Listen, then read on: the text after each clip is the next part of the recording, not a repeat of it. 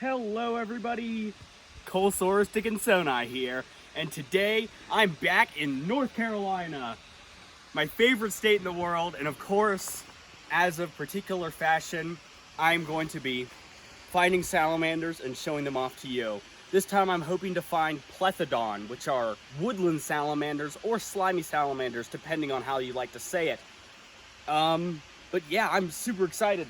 Look at these amazing rocks. I'm about, give or take, 5,000 feet above sea level right now, which is much higher than I'm used to. So I'm walking up and down all these trails looking for salamanders is really winding me because it's like altitude sickness. But I'm still going strong and anything to find salamanders. And also, I'm looking for the southern devil scorpion because I really want to find one of those. And these rocks, all these crevices and caves and everything are a great place to find them. So without further ado, let's get into herping. We are gonna start our North Carolina adventure, part 3 technically, by flipping rocks, as everyone loves to do. These are some of the rocks around our little home for the time being, and hoping to find salamanders, yeah, mostly salamanders, and hopefully we can find our southern devil scorpion. So, wish us luck. Well, we just got here at basically home base, and I just started flipping some rocks around, and I already found this little cutie. This is Plethodon richmondi, or more commonly known as the ravine salamander. This is a species in the Plethodon genus, and they're known for living up here in the Appalachians. This is actually my first I found the Desmognathus last time, but this is a more terrestrial species, and they're more fossorial. They like to hide underground, under rocks. An adorable little guy. I was hoping to find one of these. It's a beautiful specimen as well. It's immature. It's still quite young. They get a lot bigger than this, but still a wonderful find in a great way. I mean, you cannot go to North Carolina and the Appalachians and not expect to find salamanders when you're flipping. So hopefully this is the first of many to come. Let's keep herping. The Plethodontids are also called slimy salamanders, and for a good reason. These guys are really slippery. Yep, look, there he goes, back under his rock. Right where he belongs, in this quite urbanized area, actually. So under this rock that I just flipped, we probably have quite possibly the largest earthworm that I've ever found.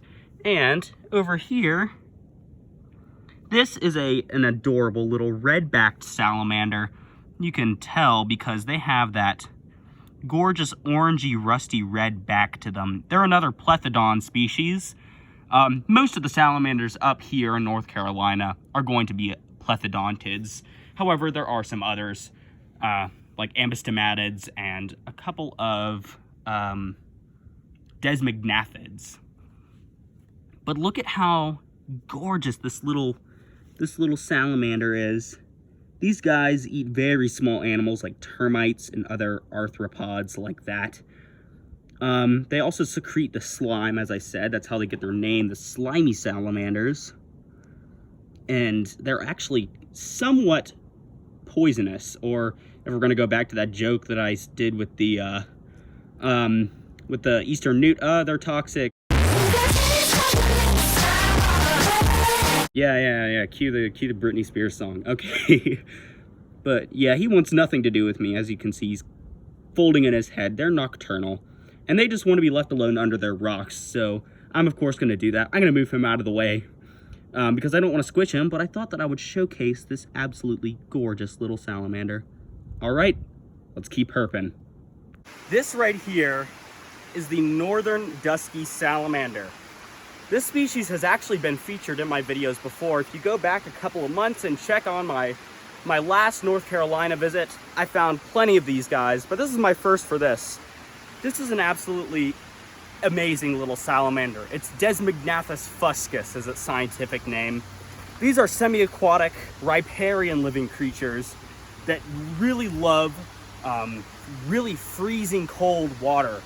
That actually has more oxygen because these guys breathe through their skin, much like the Plethodontids. I think that these guys are a species of Plethodontid, and they have that laterally compressed tail right there that helps push them through the water.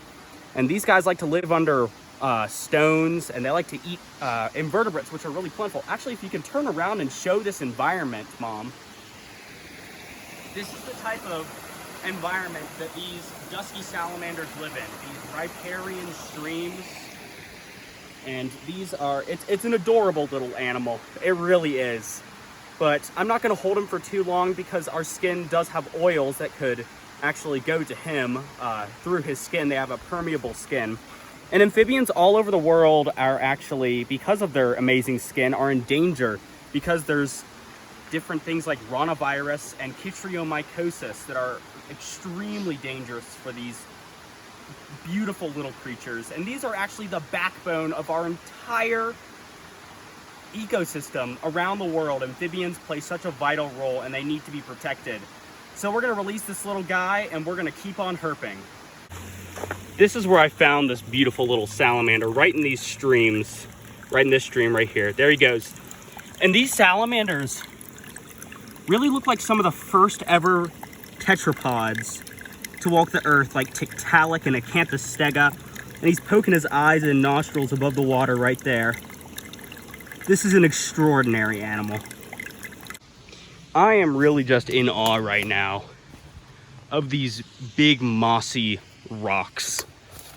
These are great habitat for Plethodontid salamanders, and also things like scorpions and plenty of other interesting invertebrates. But there's cracks where water is eroded away, where little animals can just slip right in. Unfortunately, there's also some human rubbish that is here. I'll be sure to pick that up because I don't like to see these beautiful ecosystems get destroyed, but it's serene. It really is. Humans are a disgraceful species. That's where trash belongs. Rock flip. This is a promising rock. It's on all this moss and yo! Oh, I actually did that first try. Okay, let's go, let's go. Look, right here is another Plethodon-Xenogenesis, or redback salamander. I can't believe I did that. That's so cool. Oh, he's not happy. Look, he's walking around. Oh, I'm glad to see that this species is plentiful down here. Or up here, technically, for me. But yeah. Look at how flattened he is. He's perfect for this fossorial lifestyle that he has. And there he goes, into those leaves.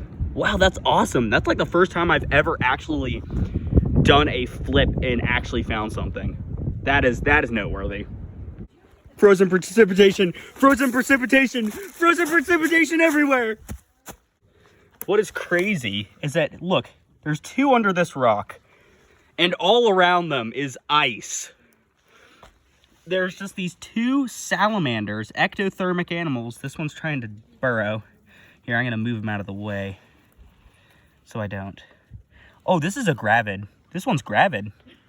This one has eggs. Let's move her out of the way. And this is a very odd looking redback salamander as well. He's like almost more of like a brown on his back. Look at that. These redback salamanders are everywhere, and I'm not complaining. They're adorable. But wow, look at them in the ice. They're perfectly fine. This is incredible. It's so weird that ectotherms are able to survive in this environment. There's the proud mom, and then there's this pretty little guy just chilling. Literally. They are literally chilling. This is incredible. I cannot get over this.